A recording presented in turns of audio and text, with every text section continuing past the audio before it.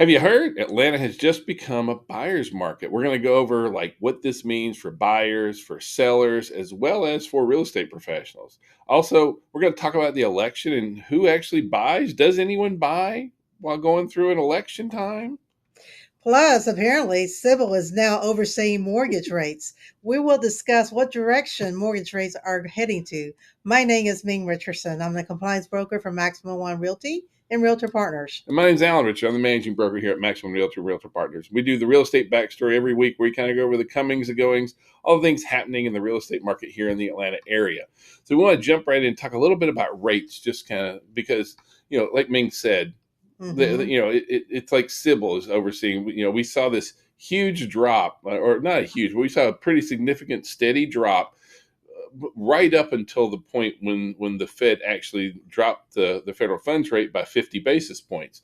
They did that, and all of a sudden, rates started doing this up and down thing. And we just want to kind of talk briefly because yes, the federal funds rate does impact mortgage rates in the long term, but what really impacts mortgage rates is inflation as well as the overall what's happening in the markets and those kind of things. And so what's happening in the markets is jobs are really good. Then the job data came in really good.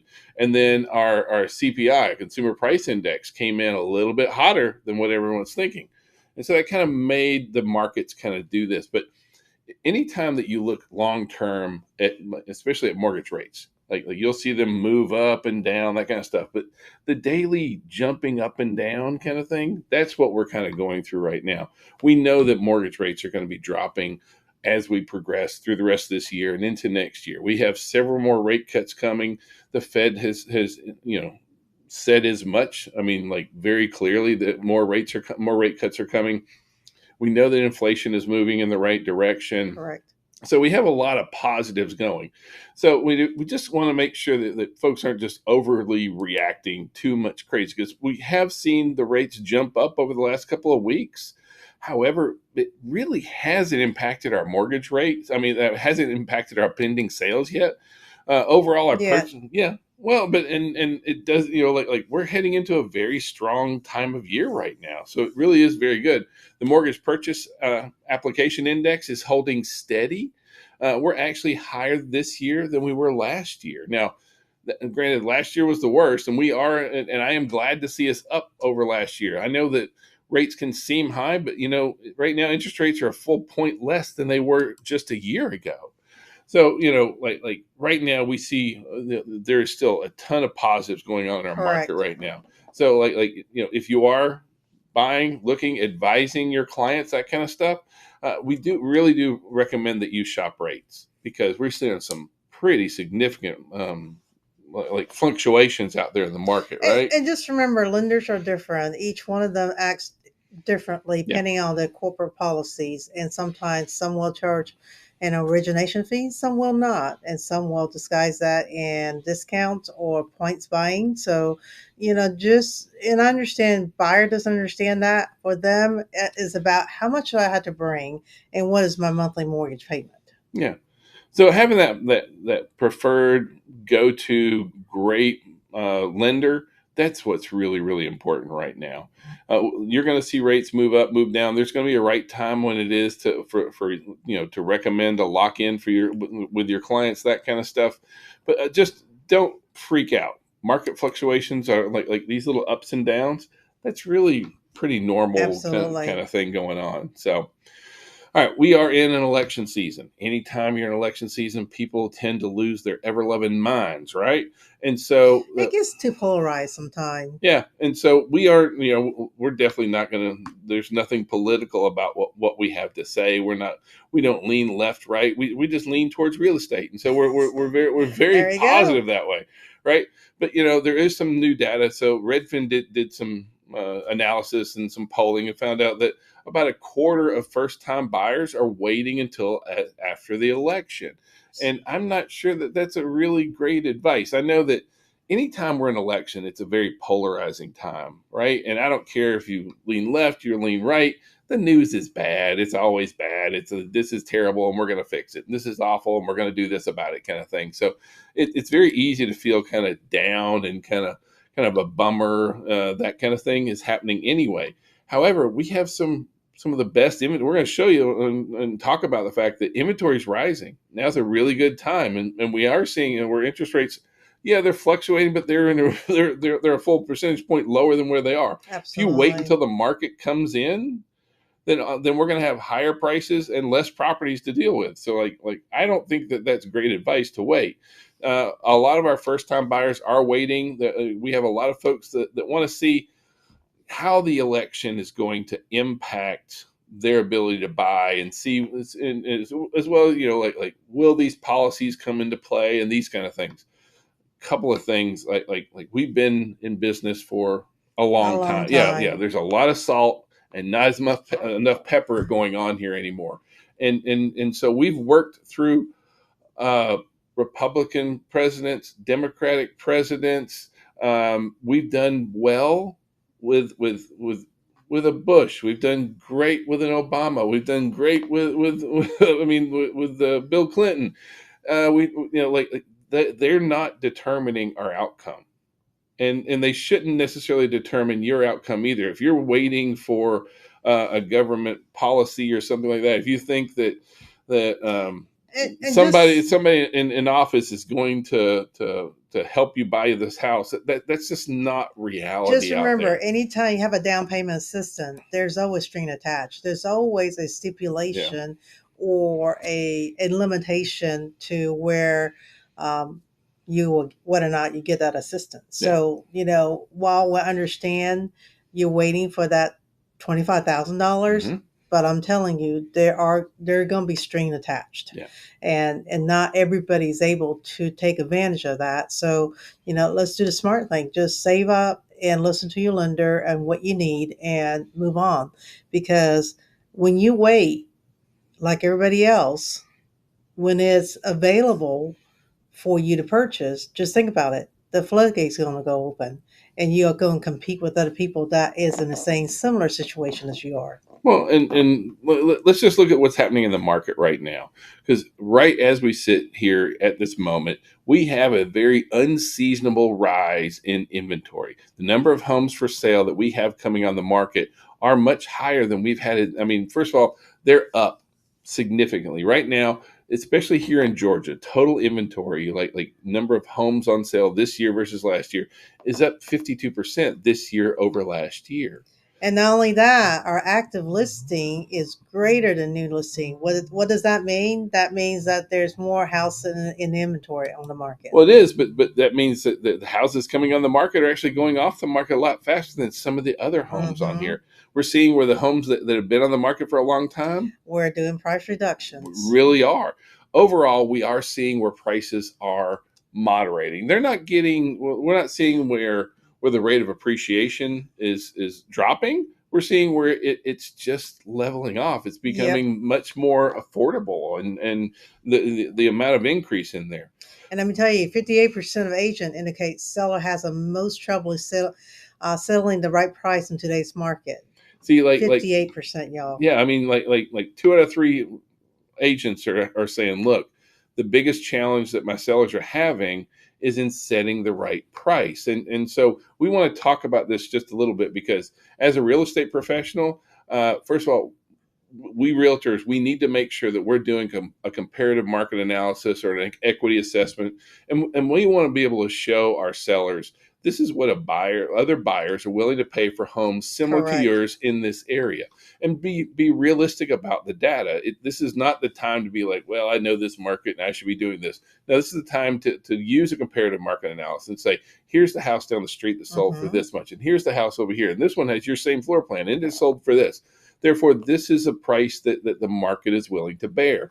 Now, for our sellers, they have to realize a few hard facts too. It's like the market doesn't really care what tax record says. The market doesn't really care that you put in floor heating. The market doesn't really care that you upgraded the bathrooms, right? Because Does it make it more attractive? every other Yes, house it has a bathroom does. too, right? And Right. so, but doing that comparative market analysis, one that's an important piece that the realtor and the real estate professional brings to market or brings to the conversation. We need to be able to do that.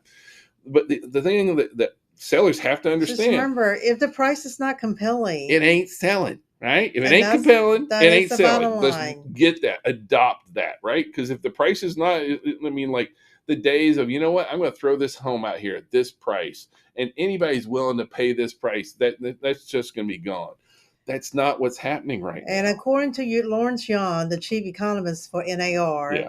for homes that are priced right are selling very quickly, but homes priced too high are deterring prospective buyers. So, if your objective is getting people in traffic into the home just to look at it, if you price too high, you will Yeah. never get the traffic. Now we don't want anyone to price their home less than what it's worth, but the idea of sticking those properties out Hmm. there and just being like, well, I'm sure someone will like it because paid 20,000 more than any other property for sale here. Correct. That's not what's happening. There's a report from U.S. News where they talk about how being overpriced in the very beginning, it just, those homes sit on the market, and then once they sit on the market, that's when the market says, Even when the price "Oh, is cut, yeah, there's something wrong. There's something clients wrong gonna with this think about prop." that. They say, Yeah. "Why is this house sitting in the market for so long?" And now they're reducing. There must have been a bad Yeah. inspection or what have you. So it's not just a price reduction though, because now sellers not only do they start to take price reductions, but they're like, okay, now maybe we're gonna do these repairs. Okay, maybe we're gonna throw in a little bit more for more repairs. Maybe we're gonna offer these extra concessions. Okay, now we're gonna buy down the rate. Now we're gonna throw in a home warranty. All these things come out of the net to seller. They come out of the seller's Hmm. pocket.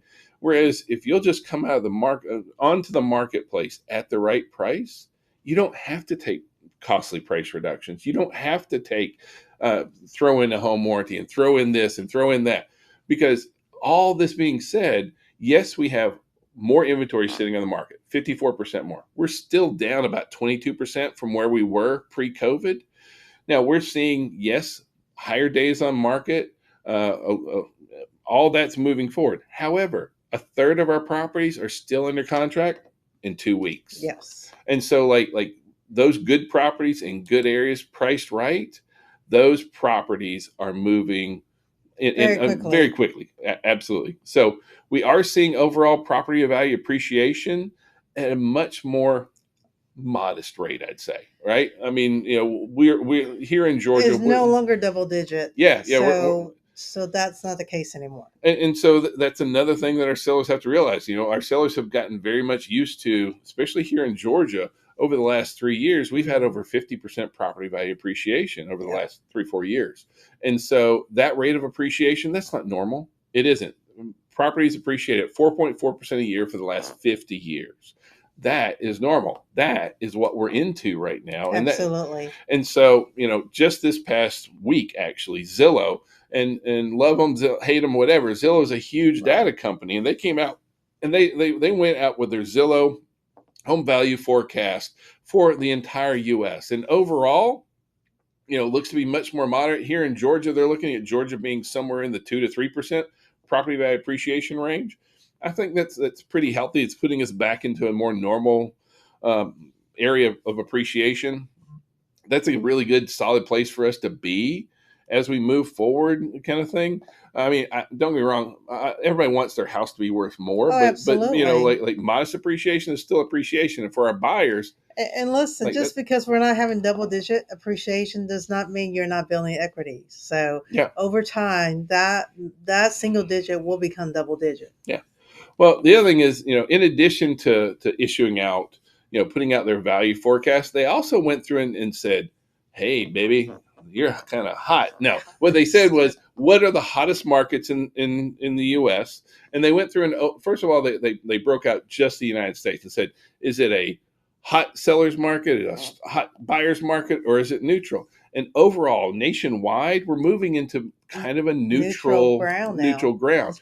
Now, just in the Atlanta area, though, however, Atlanta has moved from being a seller's market To a buyer's market to a buyer's market for the first time. in a long I time. mean, and since 2012, for the most part, is the last time that we really saw. Well, okay, Um, so 2012 is reflection of foreclosure. So we're not well, there well, but in reference to that, yeah, but but as far as a it is balanced a market, buyer's we came out market. of 2012. It was a huge buyer's market, but we're moving into just a more balanced market is really what we're, like we're going to kind of fluctuate in this same We are, area. and once again, when we say Atlanta, that's overall. So what we're saying too is that real estate is very local. So it may be the case for McDonough, but it may not be a case for Buckhead Yeah. or elsewhere in the metro Atlanta. Yeah, this is overall just for Georgia and Correct. Atlanta in particular. The 17 counties around Atlanta. These are just some generalizations overall.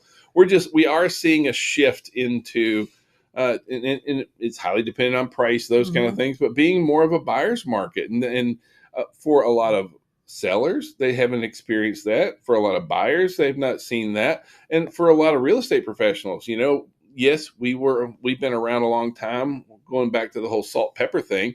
We've been through several buyers market. We've been through several sellers markets and balance markets. And if you as a realtor have not been in business since 2012, you haven't seen a balance market. No. And this is one where, yes, the seller still holds a lot of cards. However, the buyer too holds a lot of cards now. Correct. It becomes much more about negotiations, working together so that everyone wins, kind of thing. That's really the space where we're heading into. We're not in that time when the buyers had all the power back, like when it was Hmm. 2008, or in like summer of 21 when the sellers had all the power. They could do whatever they want. So like we're in a period where reasonable, normal, just being a nice person is going to be really, really beneficial in overall Well, in your being a good, negotiation effective stance. communicator as well. Yeah. Now our builders also are seeing this right now. We've seen that for 2 months in a row, the builders index has also moved up, which is something that we're actually really, really Really glad to see. glad. That being That said, means new construction. it's moving normal, but like you need a score of 50 or greater, and there it came in at 46, which is better. It's been moving in a positive direction, Right. but it's still not a huge builders, like there's not a huge builders rally going on. That being said, with our builders, there was a recent study done where they said, "Hey, for folks that bought new construction homes, who was more helpful, your Realtor. your realtor or the buyer's representative? I mean the builder's representative." And basically what we found out is I mean, these are folks who actually bought the home. In almost every single instance, they said that Buyer's agent.